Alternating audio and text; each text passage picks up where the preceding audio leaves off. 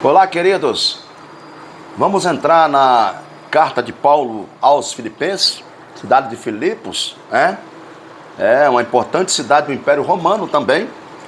Era a porta de entrada da Europa para quem vinha, para aqueles que vinham da Ásia, A cidade de Filipos estava localizada a leste da antiga província da Macedônia, a 13 quilômetros do Mar Egeu, no topo de uma colina. Olha a localização aí, geográfica, posição geográfica, e política também, da cidade de Filipos. Antes de começar a carta de Filipos, a epístola de Paulo aos Filipenses, quero lembrar mais uma vez que nós estamos dentro de uma matéria, e esta matéria retrata as cartas de Paulo do cativeiro, as epístolas do cativeiro, da prisão. Eu quero deixar um versículo aqui extraordinário, um versículo, um tanto quanto positivo para nós.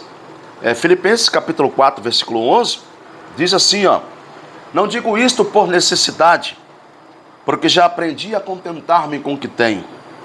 Sei estar abatido e sei também ter abundância. Em toda maneira e em todas as coisas estou instruído, tanto a ter fartura como a ter fome, tanto a ter abundância, como a padecer necessidade. E no versículo 13, capítulo 4, versículo 13, ele fala bem assim, posso todas as coisas naquele que me fortalece. Agora imagine bem, umas palavras dessas sendo ditas de um homem que está na prisão, de um homem que está encarcerado, já prestes a ser entregue à morte, prestes a ser morto. Era uma palavra que transmitia, sem dúvida, àquelas pessoas daquela cidade uma autoestima muito grande, um acrescento de fé muito grande àquelas pessoas que ali residiam, que ali moravam. Então a religião, com relação à religião, eram frequentes os cultos às divindades romanas. Filipos era uma província romana, uma cidade do Império Romano. Então era natural que os cultos que ali existiam eram as divindades romanas, como Júpiter, Juno, Marte e aos antigos deuses.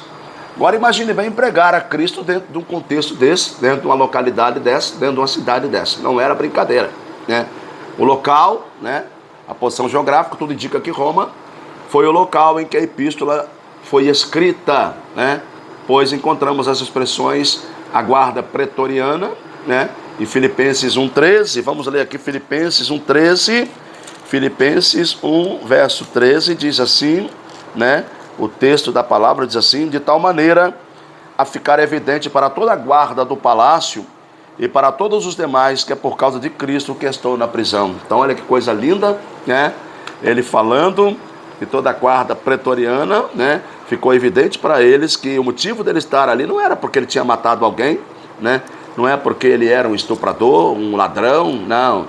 Ele estava ali porque Cristo era o motivo desse.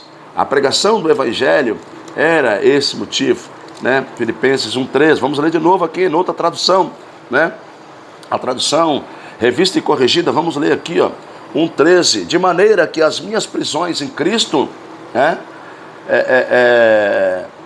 foram manifestas por toda a guarda pretoriana e por todos os demais lugares. A minha prisão em Cristo, a prisão por causa do Evangelho de Cristo. Então a epístola aos Filipenses é a carta mais pessoal que Paulo escreveu.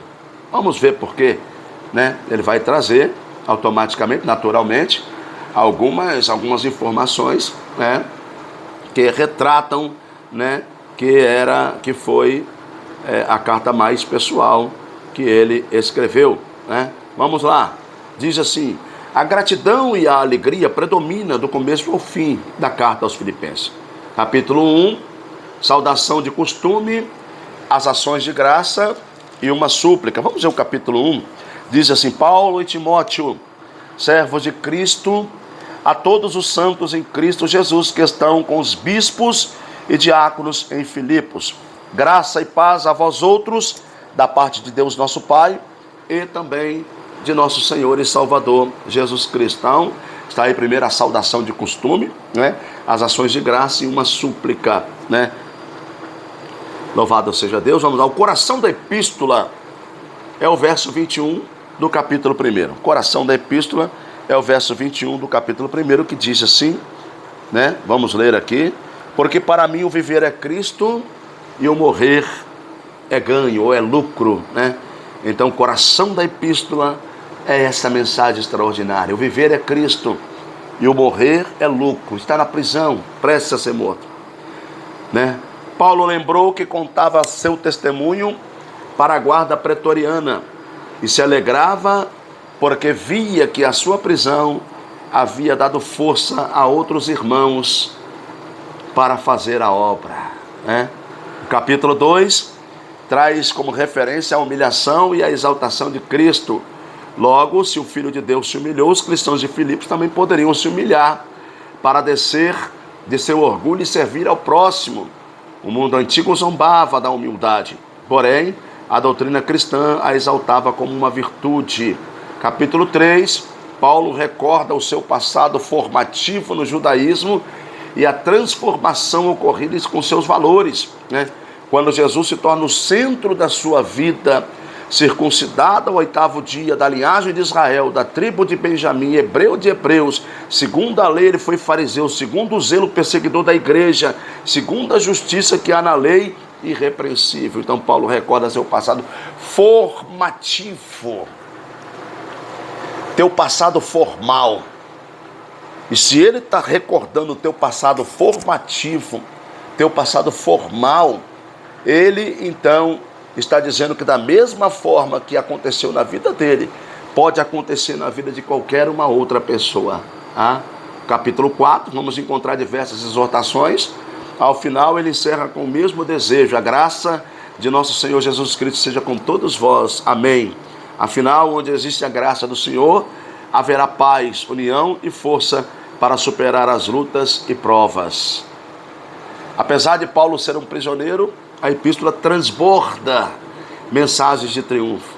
As palavras alegria, gozo e regozijo aparecem com frequência.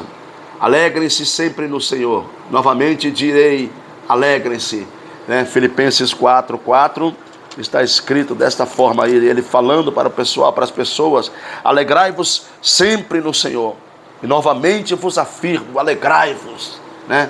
Transmitir alegria através da pessoa de Cristo, né? Que maravilha! Podemos nos alegrar e experimentar da paz de Deus quando lançamos todos os nossos cuidados sobre Ele. Não andeis ansiosos por coisa alguma, mas tudo pela oração e súplicas e com ação de graças apresente os vossos pedidos a Deus. Exorta Paulo aos Filipenses, capítulo 4, versículo 6. Quero falar aqui algo, né, a respeito da alegria, né? Alegria que transborda a nossa alma, né? Jesus, ele falando através do Evangelho de João, ele diz: deixo-vos a paz, a minha paz vos dou. Não vou lá dou como o mundo a dá. Não se turbe o vosso coração, nem se atemorice. A paz de Cristo, ela nos proporciona uma alegria diferente daquela que o mundo nos proporciona. A alegria do mundo, muitas vezes encontramos ela numa bebida alcoólica, na prática de uma jogatina, no sexo, numa mentira. A alegria do mundo, muitas vezes, a gente encontra numa festa desenfreada, regrada a drogas, regrada a uísque, a bebidas. Mas a alegria de Cristo, né? A alegria de Deus emanada através da pessoa de Cristo é bem diferente, é totalmente diferente desta alegria que o mundo nos proporciona. A alegria de Cristo, ela nos transmite a esperança de vida eterna. A alegria de Cristo, ela nos proporciona algo maior no futuro, eterno. E é essa a diferença. É por isso que Paulo, escrevendo aqui aos Filipenses, no capítulo 4, versículo 4, ele diz: alegrai-vos sempre no Senhor. Outra vez vos digo, alegrai-vos. Que maravilha, né? Vamos lá. Paulo exorta-nos a permanecer firmes no mesmo espírito, combatendo juntamente com o mesmo ânimo pela fé no Evangelho. Esta carta aos Filipenses é uma carta extraordinária. É uma carta onde Paulo deixa esses ensinamentos maravilhosos para nós. Alegrai-vos no Senhor. Outra vez vos digo, alegrai-vos.